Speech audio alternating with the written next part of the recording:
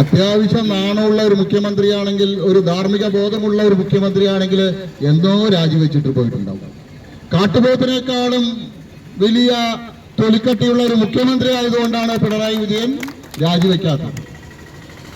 ആദ്യം സ്വർണ്ണക്കള്ളക്കടത്തിനെ സംബന്ധിച്ചുള്ള ആരോപണങ്ങൾ വന്ന സമയത്ത് പറഞ്ഞു പ്രതിപക്ഷത്തിന്റെ ആരോപണങ്ങൾ, പ്രതിപക്ഷം കെട്ടിച്ചമച്ച ആരോപണങ്ങളാണ്.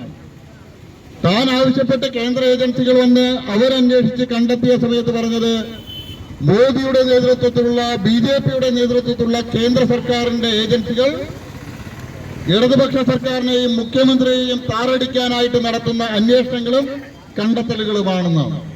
ഇപ്പോ താൻ വാഴ്ത്തിപ്പാടിയ PV അൻവർ തന്നെ പറയുകയാണ്, ഈ സർക്കാരിലെ ചില ആളുകളുടെ നേതൃത്വത്തിൽ, ഇവിടുത്തെ പോലീസിന് നേതൃത്വം നൽകുന്ന ആളുകളുടെ നേതൃത്വത്തിൽ സ്വർണ്ണക്കള്ളക്കടത്തും പൊട്ടിക്കലും നടക്കുന്നു. ഞങ്ങൾക്ക് അൻവറിന്റെ അഭിപ്രായത്തോട് യോജിപ്പൊന്നുമില്ല, പിണറായിയുടെ അഭിപ്രായത്തോട് യോജിപ്പില്ല. ഇത് പങ്കുകച്ചവടക്കാർ തമ്മിൽ തെറ്റിയ സമയത്ത് കേരളത്തിലെ ജനങ്ങളുടെ മുന്നിൽ സത്യം തുറന്നു പറയാൻ അൻവർ പുറത്തു വന്നിരിക്കുക.